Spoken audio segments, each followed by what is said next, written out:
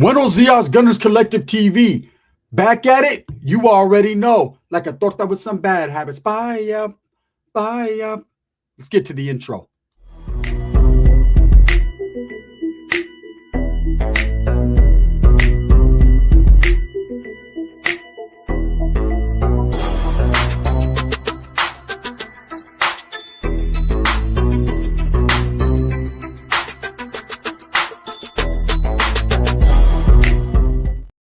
Welcome back to the channel, and if you haven't already hit that like and subscribe button, make sure you go ahead and do that. Put your notification bell on all so that way you're directing the direction of the dope content that the gun stays kicking, and I highly appreciate the support. Thank you. I'm very humbled. Now, with all this Stockton mass shooting, gang-related shooting stuff going on, nobody is focused on another incident that took place. Now, I did a prior video about a week ago on this incident, and there's been an update. Now, things are changing, right? And maybe they're changing for the good. Maybe someone's going to learn his lesson. And in fact, this one incident can set the precedent and lay the demo down for other people to learn there's repercussions for actions, because these younger generational kids have been getting away with a lot of bullshit for too long, and everyone is putting their foot down. Now, this Stockton mass shooting incident has definitely got the eyes of America, and everybody is focused on who did this, why they did this, how they did this. We already know where they did it. Why? There would never be justification for why. The why doesn't matter. The why is, why would you ever shoot children? No justification for that, right? But at the same time, there was another incident that went down in the San Jose, California area, right? At the mall. Now, this is a mall that is frequented by a lot of different characters, a lot of different people, but it's actually a mall where a lot of people that got some money go to, right? So you don't see a lot of gang violence at this particular mall. You don't see a lot of issues. But being that it is Santa Clara County and the San Jose area, there's going to be gang members everywhere. And that's just the way it is. So if you already know what popped off, man, there was an incident where one youngster, an Edgar, right, happened to see one of his enemies or someone that he was disgruntled with, didn't like. And instead of pulling up and pulling out these and going and handling his business like a man does, he resorted to pulling out weaponry. He pulled a gun out and discharged a firearm around thousands of shoppers. There was hundreds of shoppers. I don't want to say thousands and put too much hot sauce, because someone's going to be like, he said thousands. It only fits approximately 864. I already know how they do it. There was hundreds of shoppers. It was on Black Friday, and he discharged a firearm, did shoot the victim. The victim did survive the wounds, but he was locked up, right? He was apprehended because everything in the mall is on camera. There's several video footage and a lot of things going on, or several people putting out video footage about it. Now, this guy was caught within a week of the shooting, within a few days actually of the shooting. So they pretty much know the whole story, who was involved, the who's, the where's, the why's, and the what, right? But this young man was 17 years of age when he did this. Okay. So now, if you guys don't know, let me give you some history on what's going on in the state of California. In the state of California, the youth authority, the California youth authorities were all closed down. I think the last one, Chad, which was opened in 1997, right? Well, excuse me, was opened in 1993, I believe, was shut down. Okay, it was closed down, and it was the last one just last year. Okay, the youth authority is the thing of the past. Is that a good thing? That's an absolutely great thing. But I agree with others when I say I think it should have been rehauled. I think they should have implemented more programming. I think they should have did something for the youth, rather than just close these facilities down, because that changed everything in the state of California. What you have now is these different laws that went into effect, where if a child is charged as a minor, okay, he has basically, there's a stipulation and a cap on his time. They could actually commit a murder and do no longer than a year in juvenile hall.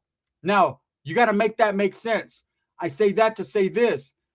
I believe in rehabilitation if you want it.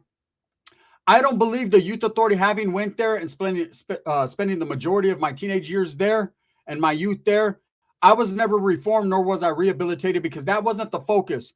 The focus on was just housing us, hoping that we'd understand, you know, that being put in that position of a youth prison, we'd learn our lesson and want to get out and want to live a better life and be a productive member of society. But the truth is, a lot of us didn't do that. Within 6 months of getting out our release, most people that were actively in gangs, that were actively doing whatever they were doing in the youth authority, 99% of them were either reoffended and being reincarcerated, or were dead, or have killed someone. That's just the facts. That's the numbers. That's the statistics. That's what it was. So there was no rehabilitation there. And it was because it was an area and an atmosphere, and it basically was Thunderdome. It was somewhere where you went where only the strong survived, and just barely. Okay? Depending upon the situation you're in. Now, it wasn't like that for everybody. Some people went to a facility that was close to home. They got all the visits. They got all the canteen. They enjoyed it. It was like summer camp to them. Them guys got out and immediately reoffended because it was like some big old camp. But then there were those of us that got sent down to Southern California from Northern California that had to go through a lot of hardship, a lot of struggle. A lot of us realized, hey, this shit is not for the huelga bird, right? Got out, and a lot of us decided to change our lives. Me, I was on the late boat in changing my life. I still continue to progress in the gang and what I chose to do. That's neither here nor there because I'm not there no more. I'm here. But I'll say this, right? Now with them shutting down these facilities, right? They're sending these kids and capping their time off at a year for a murder. What do you think's going to happen? They're going to be a ghetto superstar when they get out. When there's no repercussions for your actions and you're just doing a year in juvenile hall and you kill someone, stab someone, shot someone, you're going to get out and you're going to be that man with the master plan. All the homies are going to be looking at you like, damn, you did that. You're going to be that ghetto superstar, that king for the day, right? And what does that mean? That makes you more susceptible to reoffending and to doing something even worse, because you're always going to have to live that life. Now that you've showed that you're willing to pull the trigger or stab someone or do something, a heinous crime, now you got to live up to those expectations because they will be expected. Because there's going to be people out there, older homeboys, that are going to utilize you to do dirt, because guess what? You could hold the gun. You're only going to get a few months in juvenile hall. You can commit that murder on behalf of the gang because you're only going to get less than a year in juvenile hall. And there's plenty of dudes raising their hand willing to do that.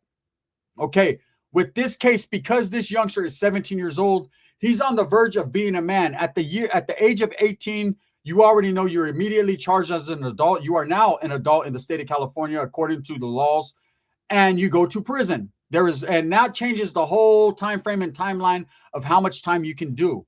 Now, because you are 17 doesn't automatically mean, depending upon your birthday, how they can charge you. Well, the update is that the DA is definitely pursuing charging this youngster as an adult. Now, is it going to automatically happen? One never knows, does one? But I'm thinking in this case, because he is 17 years of age, what they're going to do, and it's not like, hey, they can hold him to he turns 18 and then charge him as an adult. It doesn't work that way. He committed the crime at the age of 17. All the case factors are based upon his age at that time. So if they want to charge him as a minor for this shooting, right, in an open area, discharging a firearm where there was all kinds of civilians, women, men, children, people that were not related to this gang incident because it was gang violence, right? This guy can fuck around and get out in less than 6 months. But there's a certain case factor and something that's going on that has the district attorney wanting to pursue this as charging him as an adult. Let me explain to you why. 6 months prior to this same youngster discharging this firearm and shooting an individual in a fucking occupied area in a fucking mall on Black Friday, right? For frivolous reasoning, he was caught with firearms. The same kid was caught with guns and was given probation.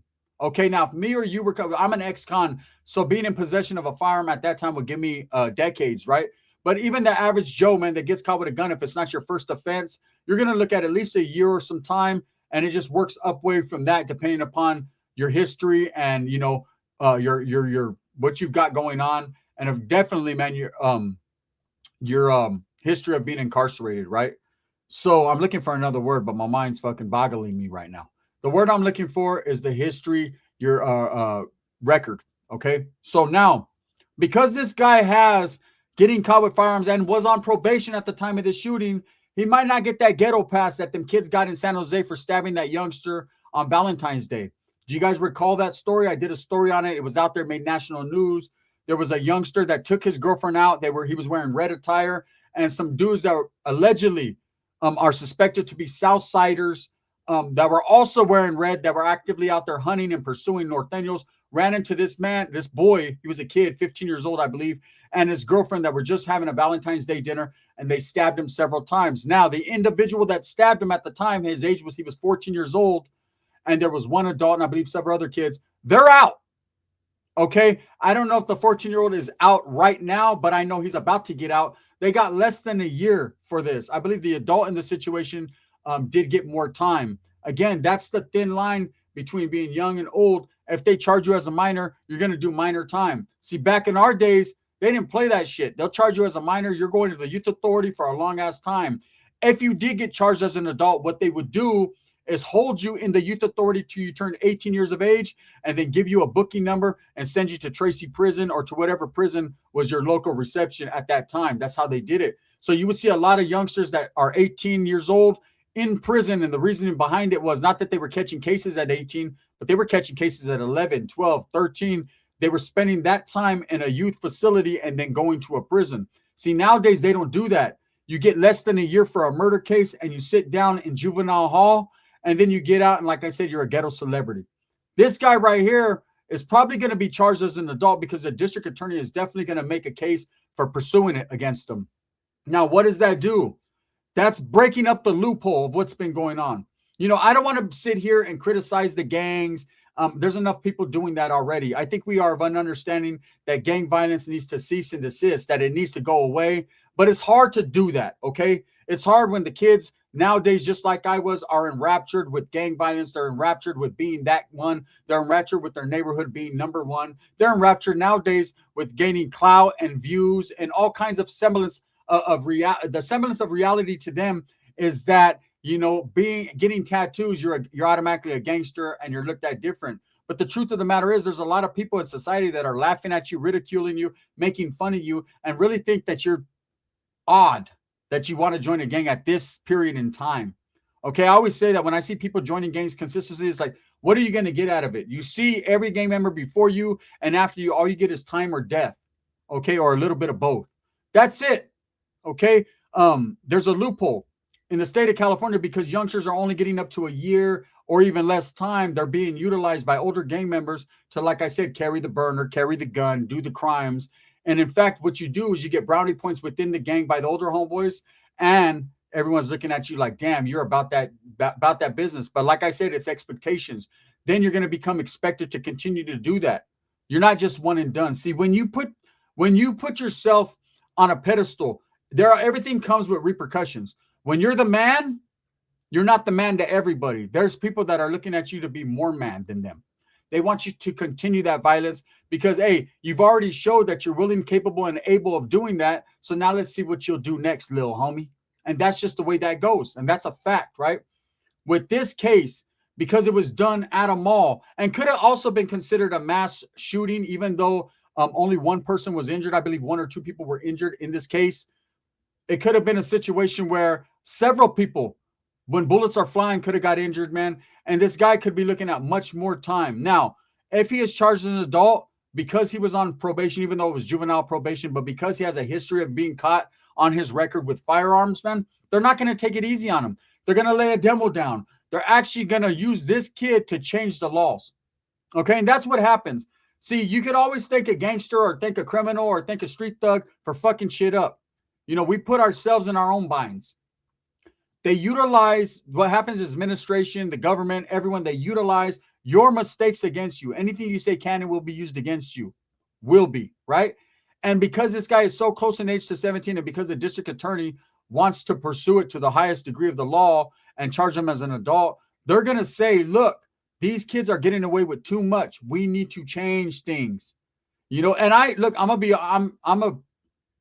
to be honest here. I believe the same thing. I believe the little slap on the wrist, the little slap on the hand, the little year for a murder, man, is not enough. It's not justifiable, man. Even though they're kids and they're young, hey, if you're out there running around with guns, if you're out there gang banging, homie, you get what you got. Okay, if you're out there taking penitentiary chances, then you're going to the penitentiary. You know, you're not going to go out there and kill my family member or kill someone else's family member and do a fucking 9 months in juvenile hall. It ain't going to work that way. I'm sure there's a lot of families that are disgruntled with that situation and with that law. So things are going to change. And with change comes a fucking precedent, right? And the precedent is this kid went into a mall and now he's going to be probably charged as an adult. And he deserves it. He deserves it. If you act like an adult and want to be an adult and live like an adult, then you're going to do time like an adult, man. And that's just how that goes. But that's the word on the curb of what's going on, the update on that case right now. You know, this guy is probably going to be charged as an adult. And they're basing it upon now, if he didn't have those firearm charges, if he wasn't caught with guns prior to this shooting, then more than likely he probably would have just been charged as a juvenile. But I think because of the age, he's so close to the age of 18, what they want to do, man, is lay a demo down on him. Now, there's also been other incidences that are going on in the streets of San Jose. See, San Jose is a melting pot of a lot of different people. You have Asian gang members, you have Samoan gang members, you have Crips out there, you have a lot of Norteños and Southsiders, and there's a little bit of everything in the city of San Jose. And the city of San Jose and the surrounding areas have always been known to have a lot of gang violence. Over the weekend, there was a shooting that involved two different groups, and I'm still getting information about the shooting, but I can tell you from what I'm hearing and what I'm seeing, a lot of people, the streets are talking, it's looking like a big red on red situation, which I've been starting to notice a lot more of.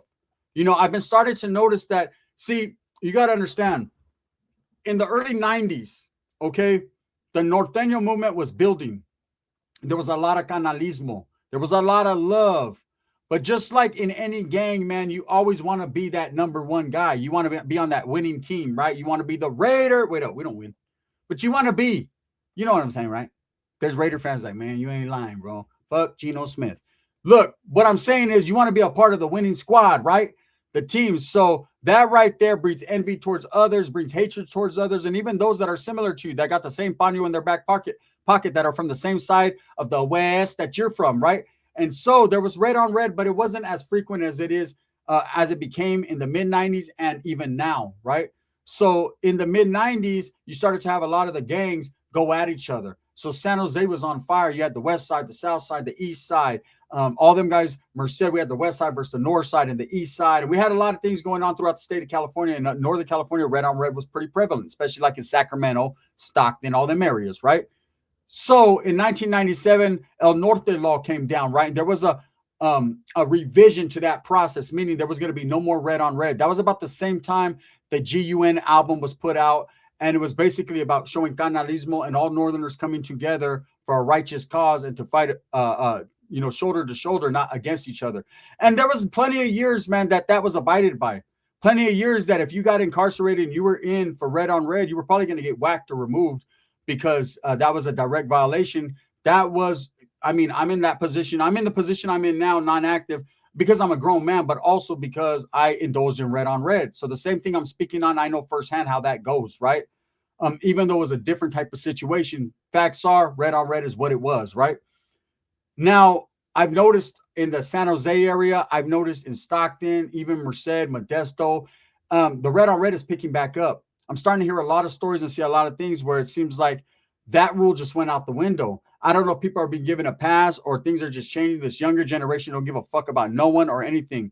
This EBK, everybody killer generation, man, is pretty crazy. And it's crazy because a lot of these guys are youngsters. They're young Edgars running around with full clips, and they're not being given a lot of time. There's no time for them to sit back, reflect on where their life has taken them, and given a second chance, go out there and do something better with themselves. A lot of these youngsters are going in, getting right back out and getting right back to it because that's all they know. And now they have a big name, a big reputation, and a lot more to prove because you're never done proving yourself when you're a gang member. It never stops.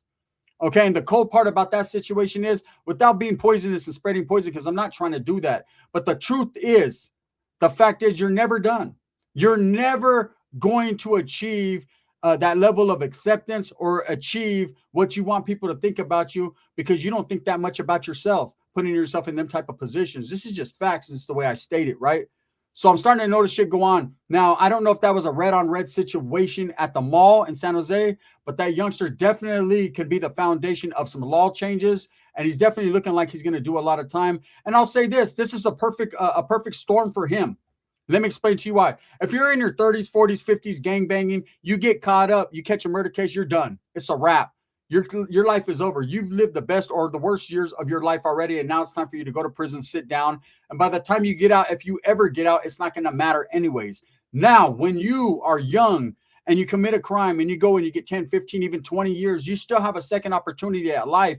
And maybe just sitting down and seeing the harsh environment that you put yourself in, that the gang put you in, you'll understand that, hey, I don't want to deal with this. And if you're lucky enough, one of the ones lucky enough to get out, you know what I'm saying, without catching another case or a life beef, if you're lucky enough to wiggle and manipulate your way out, guess what? You will have the air and opportunity to create a better life for yourself if you so choose. If you get out with the same mentality, you're going to get the same results. I promise. There's plenty of bed space for everyone. California is known to triple bunk you. They ain't tripping. Anyways, man, that's the update. I got kind of sidetracked, but the update with this guy from San Jose, this youngster, is he's 17 years old. He's sitting right now in juvenile hall. If he is charged as an adult upon the age of 18, he will be moved to the county facility and he will fight his case from there. And that's just the way it goes, man. And do I think he deserves it? Anytime someone discharges a firearm over gang violence or anything where there's children and women present and innocent people, hey, bro, chalk that one up to the game and go ahead and sit down and do your time.